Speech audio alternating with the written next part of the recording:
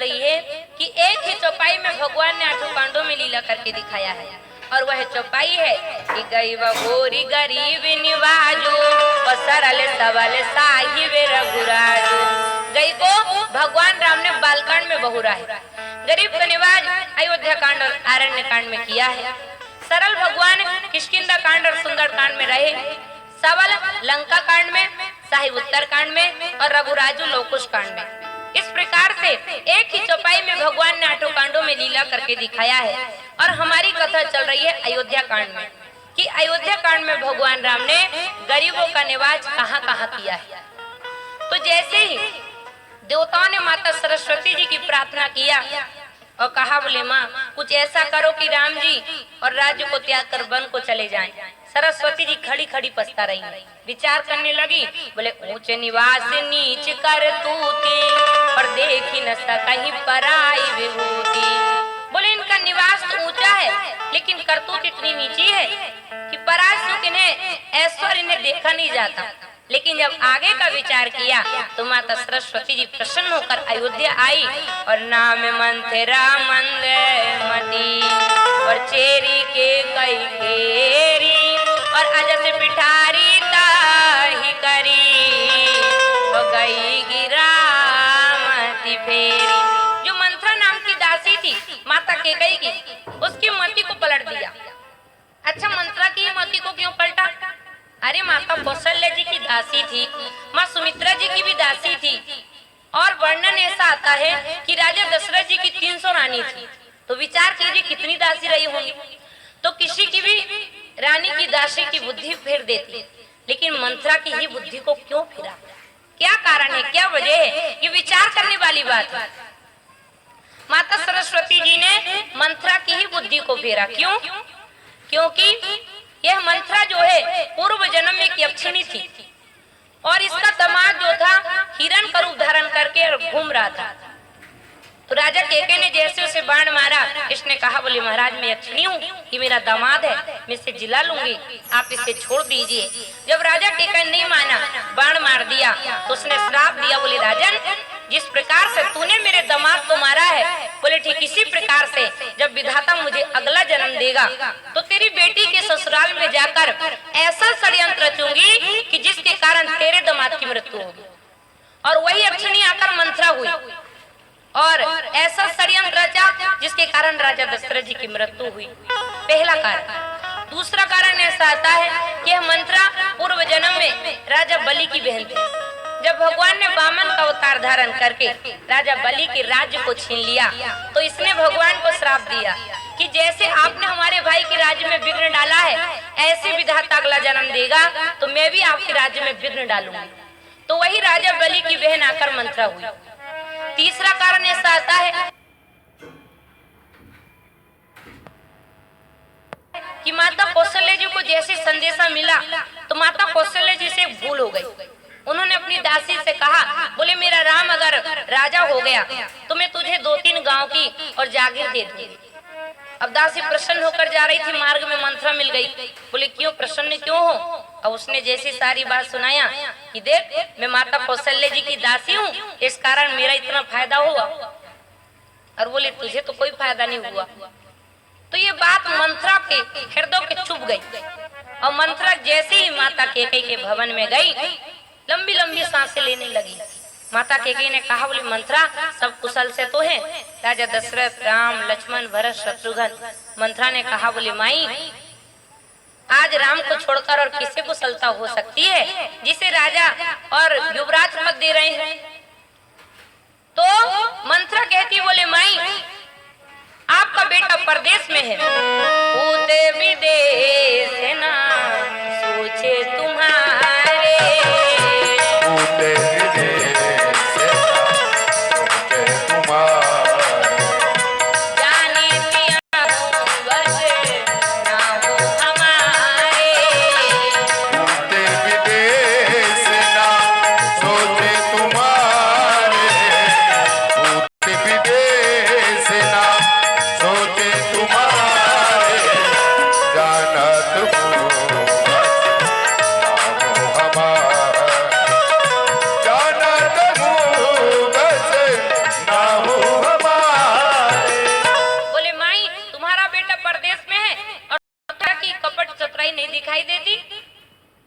केकई ने कहा, बोले चुप भड़, जीभ निकाल। अरे आज राम जी की इतनी सुंदर खबर तू मुझे दे रही है, अगर ये बात सत्य है तो तेरे हृदय में जो लालसा है सो मांग ले। जब भी विधाता जन्म दे तो राम जैसा बेटा हो, सीता जैसी बहू हो, और तेरे मन में क्षोभ हो ना। बोले सच सच बता। अरे राम मुझे बड़ा प्रेम करते हैं, मैंने उनके प्रेम की परीक्षा लेकर देखा है। मंथरा ने कहा, बोले माई आपने जो बात कहा कि राम आपसे प्रेम करते हैं, आप उनसे प्रेम करती हो, सो बात पहले थी। समय बीत जाने पर मित्र भी शत्रु हो जाते हैं। अरे भानु कमल कुल पोषण हारा, अभी न जल जारी करही सोई धारा। सूर्य कमल के कुल के पोषण करने वाला है, लेकिन यही सूर्य जल के न होने पर उसी कमल के कुल को जलाकर भस्म कर देता है। और जो असाते कछु कह भी बनाई, और तो भी दे यही मोही सजाई। मंत्रा कहती, बोले माई अगर कुछ बनाकर कहती होंगी तो विधाता मुझे जरूर दंड देगा। देखो शत्रुघ्न जी ने मंत्रा को दंड दिया है, उमकिलात तक कुंवर मारा, अपरि मुंह भर मही करते पुकारा। इसका अर्थ यह है, मानस रहस्य के अनुसार ब्रह्मा जी के अवतार है शत्रुघ्न जी। तो मंत्रा कहती असत्य बनाकर कहती होंगी और असत्य ही बोल रही थी, और जीवन में कभी असत्य नहीं बोलना चाहिए। और ये बातें माताओं में खासकर होती है। एक माता जी बड़ी झूठ बोलती थी, 5-6 माताएं बहनें आसपास बैठी थी। बोले एक बात बताऊं, सबने कहा, बोले बताओ। तो बोले हमारे पति ने ऐसी जापानी घड़ी लाए हैं कि बोले इतनी अद्भुत कि कुएं में गिर गई और 3 महीने बाद जैसे निकाला तो चल रही थी घड़ी। बोले बड़ी आश्चर्य की बात है। तो एक दूसरी बैठी थी, उससे ज्यादा झूठ बोलने वाली, उसने कहा, बोले ये तो छोटी सी बात है, मैं बताऊं एक बात। तो बोले बता। बोले हमारे पति कुएं में गिर गए थे, 3 महीने बाद निकले जैसे कि वैसे। तो जिसकी घड़ी गिरी थी उसने कहा, बोले बहन वो 3 महीने तक कुएं में कर क्या रहे थे। तो उसने कहा, बोले बहन बोले तुम्हारी जापानी घड़ी गिर गई थी ना, बोले उसमें चाबी भर रहे थे। तो ऐसी ऐसी माताएं बहनें भी होती है।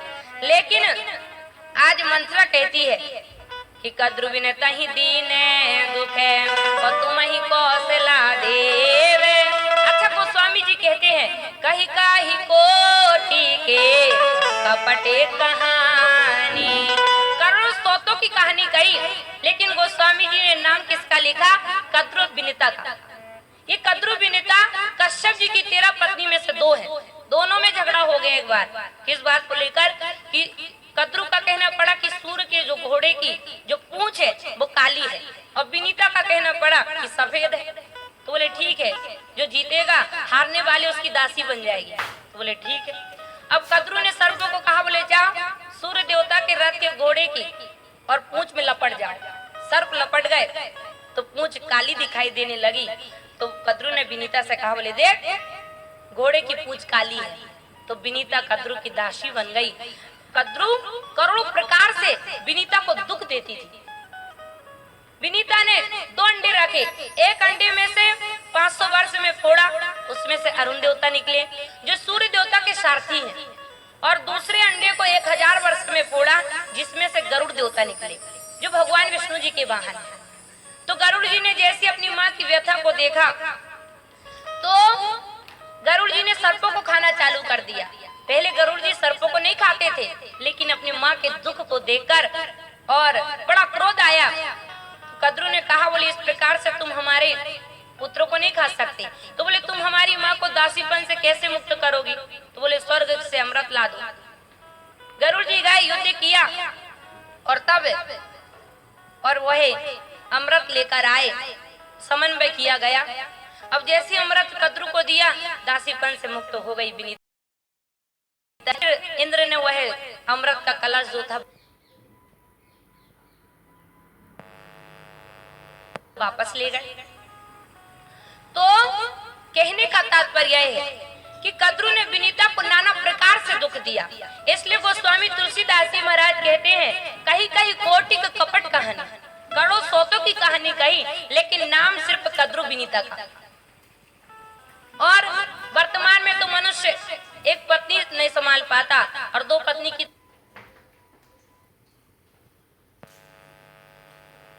तो बात अलग। एक भाई साहब की दो पत्नी थी, दोनों बहुत लड़ने वाली। सारी सेवा बांट लिया, घर का काम बांट लिया, पति की सेवा भी बांट लिया। एक चरण की सेवा तुम करना, एक चरण की सेवा हम करेंगे। बोले ठीक है। एक दिन पहले पत्नी जल लाने के लिए गई और दूसरे वाली चरण दबा रही थी। पति ने कहा, बोले देखो ये चरण दुख रहा है हमारा, आप इसकी सेवा करो। तो बोले अजी आपकी पहली पत्नी आ जाएगी ना तो अभी महाभारत हो जाएगा। तो बोले जल लेने के लिए गई, उसे आने में टाइम है, जब तक चरण की सेवा कर दो। तो वो दूसरी पत्नी पहला वाला चरण दबाने लगी। इतने में वो पहली पत्नी आ गई, बड़ा क्रोध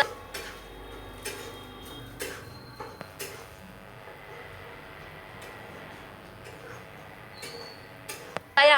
बोले तुझे मेरे पति के चरण छूने की हिम्मत कैसे हुई? ये दूसरी वाली ने कहा, बोले इन्होंने तो कहा था। तो बोले नहीं, तेरी हिम्मत कैसे हुई?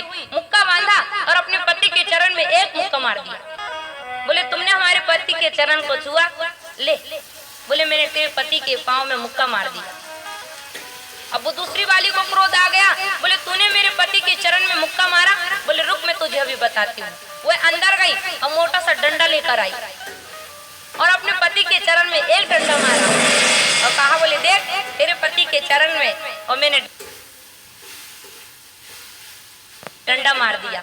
और पति चिल्लाए कि हाय रे मैं मर जाऊंगा। तो वो एक कहती, अजी आप चुप रहो, हमारी रिश्ते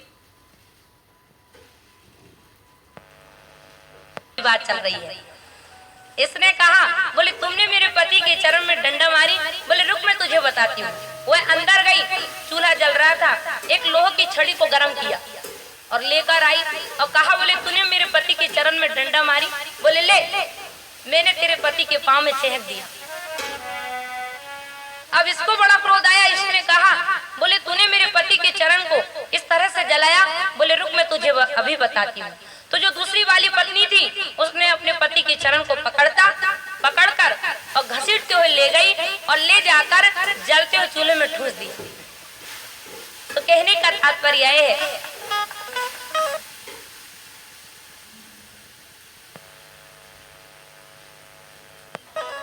कि वर्तमान में मनुष्य एक ही पत्नी नहीं संभाल पाता, फिर दो दो की तो क्या बात। तो कद्रु बिनता ही दीने दुख है। आज मंत्रा कहती, बोले माई जैसे कद्रु ने विनीता को दुख दिया था ऐसे तुम्हें कौशल्या देगी। माता कैकेयी घबरा गई। मंत्रा ने कहा, बोले माई चिंता मत करो। क्यों? दुई बरदान भूप सन थाकी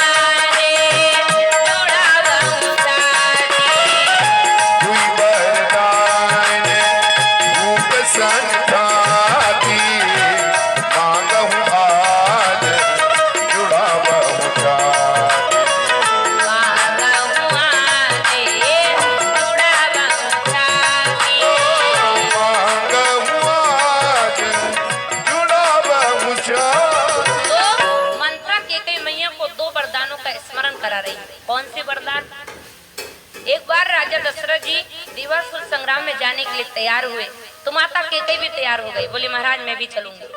गई, युद्ध प्रारंभ हुआ। रात्रि के समय राक्षसों की शक्ति बढ़ जाती है तो राजा दशरथ जी मूर्छित हो गए और उनका सारथी भी मारा गया।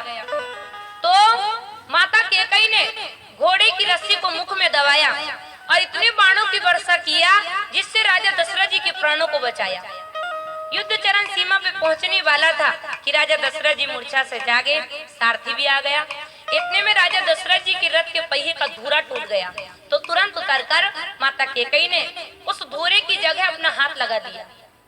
तो विचार यहाँ पर आता है कि क्या माता कैकेयी के हाथ लहू लुहान नहीं हुए होंगे, किसी प्रकार की चोट नहीं आई हुई होगी। और माता कैकेयी को ही कलंक क्यों लगा? अरे कौशल्या मैया को भी लग सकता था, माँ सुमित्रा जी को भी लग सकता था, लेकिन कैकेयी मैया को ही क्यों लगा? क्योंकि इसमें भी कारण है। माता कैकेयी जब छोटी थी तो सोते हुए दुर्वासा ऋषि के मुख में इन्होंने स्याही पोत दिया था।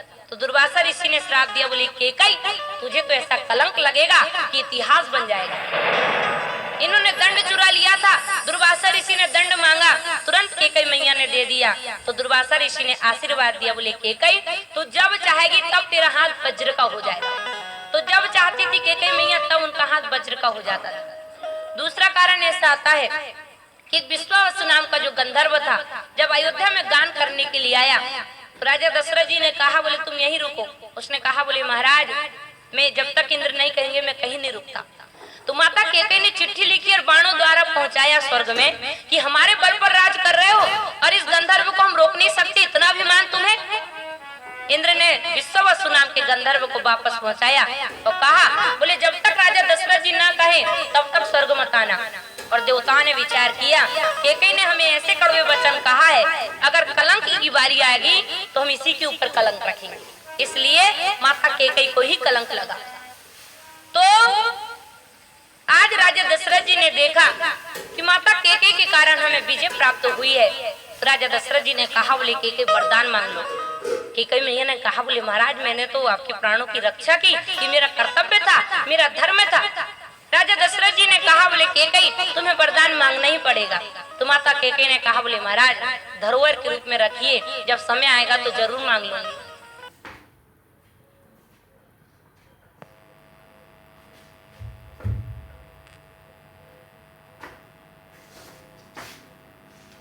देवता जिसे देख ले वही भस्म हो जाता है। तो राजा दशरथ जी ने मना कर दिया। शनि देवता ने कहा, बोले मैं जब तक दर्शन नहीं करूंगा मैं वापस नहीं जाऊंगा। तो समस्या बनी, वशिष्ठ जी को बुलाया गया। वशिष्ठ जी ने कहा, बोले राजा ने एक काम करो, एक बड़ा सा पर्दा लगा दिया गया, उसमें एक छिद्र कर दिया गया और बोले आप इस अंगुली का ही दर्शन कर लो। और जैसी अंगुली बाहर निकाला राजा दशरथ जी ने और शनि देवता की दृष्टि पड़ी तो राजा दशरथ जी की अंगुली जलने लगी। अब शनि देवता तो अपने लोग वापस लौट गए, लेकिन राजा दशरथ जी के अंगुली में बड़ी पीड़ा हुई। एक से एक वैद्य को बुलाया गया। एक वैद्य ने कहा, बोले महाराज अगर आपकी कोई पत्नी आपकी अंगुली को चूस लेगी तो आपकी पीड़ा उनके शरीर में प्रवेश कर जाएगी। तो तुरंत माता कैकेयी ने राजा दशरथ जी की अंगुली को चूस लिया और उनका पीड़ा जो थी माता कैकेयी के अंगों में चली गई। राजा दशरथ जी बड़े प्रसन्न हुए, बोले कैकेयी तुम वरदान मांग लो, आज तुमने हमें प्रसन्न कर दिया। कैकेयी मैया ने कहा, बोले महाराज मुझे कुछ नहीं चाहिए। राजा दशरथ जी ने कहा, बोले तुम्हें वरदान मांगना ही पड़ेगा। तब कैकेयी मैया ने कहा, बोले महाराज इस वरदान को भी आप धरोहर में रखिए। तो उसी बात का स्मरण कराते हुए और मंत्र कहती, बोले माई ओ दुई वरदान भूप सन थाती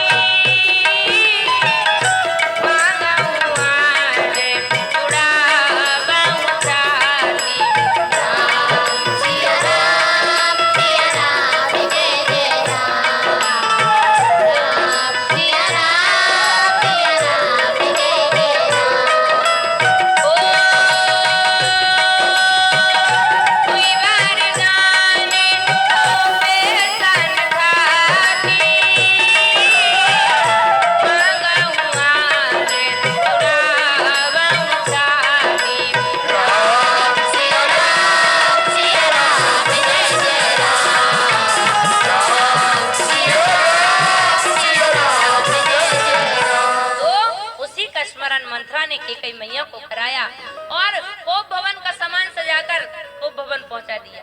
राजा दशरथ जी जैसे संध्या के समय आए, कोप भवन का नाम सुनते ही हृदय कांप गया और कोप भवन में जाकर देखा कैकेयी की कैसी दशा है। बोले कुमति ही कसी को वेश तफावी और अन अहिबात सूच जन भावी। वह दुर्बुद्धि कैकेयी को वह बुरा वेश कैसा फबरा था, बोले जैसे भविष्य जो है विधवापन की सूचना दे रहा हूँ। राजा दशरथ जी ने कहा, बोले कैकेयी बता किस रंग को राजा कर दूं। अब यहाँ पर सरस्वती जी प्रेरणा कर रही है। यमराज किसे ले जाना चाहता है, अर्थात राजा दशरथ जी का जाने का समय आ रहा है। किस रंग को राजा कर दूं, कहूँ कहीं रंग कहूँ करो नरेशु, भरत जी रंग तो उन्हें राजा कर दूं। किस राजा को देश से निकाल दूं, कहूँ कहीं न कहीं निकास तो देश। तो सरस्वती जी प्रेरणा दे रही है।